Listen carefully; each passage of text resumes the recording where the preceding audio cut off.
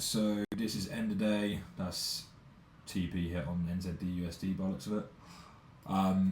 This is end of day, Monday, 13th of July. I had two pairs on the watch list today for a daily play. There's some that's lining up on NQ, the DAX, and AUS 200 for a weekly play potentially, but they're not quite ready yet. So the only thing I had to actually watch for the day was NZDUSD and USDCHF. So start on NZDUSD. As always, I always start on the higher time frame. For me, that's either the daily or the weekly. If the daily's clear, then I'm going to trade it. If the daily isn't clear, then I'm not going to trade it. And the reason being, I've found that's where the best moves come from. Also, when you're playing with a daily range, your point A, i.e. where you're entering, to your point B, i.e. where you're targeting or exiting a position, is a lot bigger.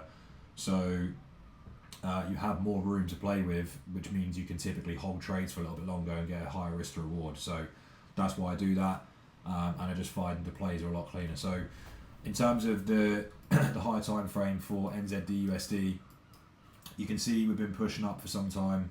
Obviously with this bullish price action, just moving higher, mitigating opposing candles, trading away, coming back to mitigate opposing candles, and trade away again. So in bullish price action, bearish down close candles will support price higher. So when they get broken through, like this candle here, you can see this is a bearish candle. Once that gets closed above, that creates an order block. When we pull back into that, we expect that to support price higher. We then do the same thing again, create another order block here. We pull back into it, we go higher again. So we've obviously been pushing up for quite some time. We then take this high here. Now this is an external to internal move. So we've taken out external liquidity, which is this high here, and now we're going to retrace into internal liquidity, which is this gap right here. So the reason that price does that is because price only moves for two reasons. It either takes out highs and lows, or it rebalances imbalances in the market like this. So that was the thought process in a higher time frame. For me to want to get involved, I want to see a candle closure which fails to close above the previous day's high within that narrative. So you can see that Friday's candle fails to close above Thursday's high. So in which case that then solidifies this as a potential external to internal move. So I'm interested in this. So that's my job basically done on the daily time frame. Also you can see just something else to think about here. These legs where we sweep liquidity like this, and then we have this large move to the downside, there's quite a high chance sometimes that this can be a continuation play. The only reason that I'm not expecting price to come all the way down here is because we've taken this low. So you can expect a deeper pullback into the range, but from here to here is very high probability. So that's my job done there on that time frame. As always, I then go from the daily to the 4 hour to see what's going on. Here there's nothing really too much to go off apart from this rejection block. So there's no fair value gaps. We've obviously had quite a deep retracement back into this this range here. So then you want to be looking at 1 hour key levels. So you can see here we've got this fair value gap and this extreme order block up here. But the main thing that we're looking for is the session profile. So as always, I'm only ever interested in a trade if we take out Asia high in London and then we get our setup, or if New York takes out London high and then we get our setup. So you can see that's what happened here. Now, I actually took a loss on the first position, which I'm going to show you. So for me to get involved, once I've seen a liquidity sweep, so we know, yeah, that's TP hit a second ago. So you know, we've got our bias, so we know we're looking for shorts. So that completely, we're only looking for one side of the market. We're not looking for longs, we're only looking for shorts. So that means we're looking for price to run this high, and then we're looking for our sequence to play out. Now you can see we don't actually close below this gap here. So this gap here to here, we fail to close below that. You can then see that on AUD/USD, we run that high. See how we take that high out there, whereas on NZD/USD we don't take that high out. So that's an SMT, which means that's basically the first sign of a potential reversal, that okay, we might actually reverse from here and start to head lower. But we don't want to jump in right away. We want to see some sort of confirmation and sign of weakness to the downside. So for me, I look for a 15-minute inversion fair value gap, because if this is going to continue higher, this gap here has to hold to support price higher to take these highs out again. So as soon as I see this close below, for me, that is a trigger to go short. Now you can see, obviously in this scenario, it doesn't work out. Nothing is 100%, unfortunately, in trading. It's all about understanding risk management, your strategy, and obviously just accepting what happens once you click the button, because once you click the button, you don't have a Scooby-Doo what's going to happen, so you've just got to accept that, and that's what a lot of people struggle with. However, you can then see we then get another run of that high, whereas on AUD USD, we don't. So we then get another SMT, and this is actually a form of two-stage SMT, and it's actually something that's called a strength switch, which I'm going to be teaching you guys in the YouTube. But basically, just to go for a quick small lesson here, this one here was previously stronger in terms of longs and buying opportunity, right? It was previously stronger because it took this high, whereas NZDUSD was previously weaker because it didn't take that high. However, this then gets taken and this doesn't. So this is actually switch in strength, where this is previously stronger, it's then switch in strength turning weaker in this leg, and that's a good sign that this SMT is a strong SMT and is going to play out. So that's why I was willing to basically take another chance on this short. Obviously you can see it plays out. I'm confident that it's probably going to run down to here, which is what my original target was, but I don't want to be greedy. I'll only ever shoot for a 1 to 3 unless I'm trading a weekly range, then I'll hold trades for longer. But usually you can get a 1 to 3 pretty comfortably within the daily range. So yeah, that was basically my second chance there. As soon as we had that two-stage SMT at the highs, we then invert this fair value gap, which you can see just here. There's that gap.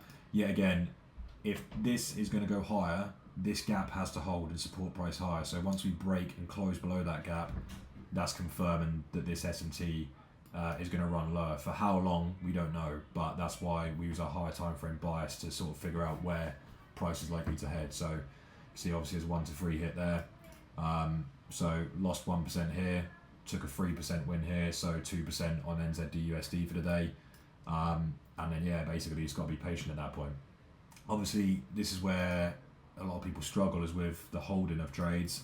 Once you start to see things like this, you can see over here we actually had a 4-hour gap, which is why this was very choppy during this stage, because it was sat within this 4-hour gap here on the higher time frame. So it was struggling to break through that, and then obviously we do get as soon as we get that sort of bearishness, you know, we've got a pretty good chance of hitting our TP, which obviously we did. So that was NZDUSD, and then I'll run through USDCHF, which is actually annoying because I missed this trade. But I'll go through the higher time frame first, as always, daily chart. So on here, this is Friday's close, this is today's price action. You can see this low here has failed to be taken by Friday's low, okay? And then on USD CAD, we have taken that low.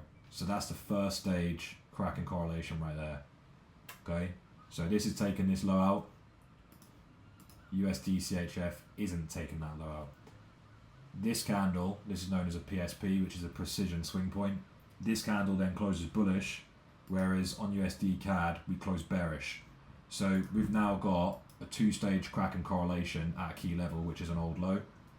So you can see that there. So basically this candle here is sweeping this low out. So that's manipulating this low. And because these assets are correlated, you've got to treat this as a manipulation as well. So, and I know this is probably confusing for a lot of people that don't know about S&T, but I'm going to be breaking it all down literally starting this week. I'm going to start releasing like proper breakdowns of all the concepts and how to put it all together. But yeah, basically what you're seeing is this is failing to take the low, this is taking the low, and then this is closing bearish, whereas this daily candle is closing bullish. So that's a 2-stage cracking correlation, which hints at a reversal and that we can potentially go long from here, which is obviously what happens. You can also see that this is formed at this order block here as well, which is supporting that narrative to go higher as well. And just something else, we're in this gap here as well. So there's lots of reasons for price to go higher. In terms of liquidity concepts as well, you can see you've got loads of failure swings. So this doesn't take out this doesn't take out this. So this basically leaves loads of low resistance liquidity for us to target. Yeah, again, these are all things you're going to learn when I start breaking it down to concepts on YouTube. So then what do?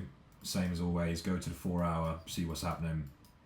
4 hour, we did have this gap here, but nothing too clean in my opinion. And even here, there was nothing too clean. So when you haven't got a clean 4 hour or 1 hour level during the previous day's range, you basically just want to see a sweep of liquidity. So typically the lower the day of a daily candle, so the lower the day, is going to be formed from a 1 hour key level or higher. So this is basically taking out Asia range liquidity, and then as soon as we've taken out Asia range liquidity, it's business as usual. So all we're looking for is SMT and an inversion of a fair value gap, which is exactly what we get here. Now, like I said, I actually missed this trade because I wasn't locked in this morning, which is annoying, because you can see that ran to target quite nicely. But in terms of the technicals behind it, so we know I've got a higher time frame bias, exactly the same way as we've done on NZDUSD. Now we're basically just looking for our daily profile to be in play, where basically we want to see London sweep Asia. That's the first protocol, which is exactly what we get. So you can see typically Asia is going to be quite range bound, very low volume. The first run of Asia, so whether that's the highs or the lows, the first side that gets broken is usually a manipulation. So traders are getting trapped into shorts here, thinking that the market's going short, and then the market reverses and takes everyone out and goes the other way. But what we're basically looking for is London to run Asia lows, which you can see we do here. We then get an SMT here. So here's your first stage from here to here. So if I show you USD CAD, you can see this low gets taken out at 4 o'clock. Let me go back, zoom in. This candle at 16:45 gets taken by this 4 a.m. candle. By the way, this is New York time, so that's why that's like that. But you can see that gets taken out, that low gets taken out. Whereas on USDCHF, this low doesn't get taken out at 4 a.m. So there's your first stage cracking correlation. And then you can see here that 4 a.m. to 4:15, we create a lower low. Whereas on USD CAD, from 4 to 4:15, we create a higher high. So that's a 2-stage SMT. USDCHF is the one we want to trade because that's the one with a higher time frame bias and reasoning and logic behind it. So 2-stage SMT, then what we're waiting for, we're basically waiting for that inversion to confirm that this is a valid SMT that we want to trade away from. So basically, when you have SMT, you don't want price to chop around. So if price done this and had this 2nd stage SMT here, and then it was just doing this, that's not something I'd be interested in trading, because this is just basically asking to get run again. As soon as you have that 2-stage SMT, you want to see that aggression moving away from it. So as soon as you see this inversion happen here, we get a closure above, that's your trigger to get long, entry, stop loss, and then obviously, like I said, I always go for a fixed 1 to 3. Which you can see, obviously it does go a lot higher there, and it's probably going to be honest, come all the way up to this high. Oh, it already has reached that high. So yeah, but like I said, I don't need to be greedy, because they're not always going to run to 1 to 3. But 1 to 3 just makes making money easier, because you can be wrong even on a bad month. If you only win 30% of your trades, you still make money. So that's the reason behind those 2 trades. I break the markets down like this every single day. I'm going to be teaching you guys how I look at the markets, how you can piece it all together like this in a simplistic form, so that you can essentially know what the fuck you're doing. But yeah, any questions, hit me up, and yeah, I hope you enjoyed.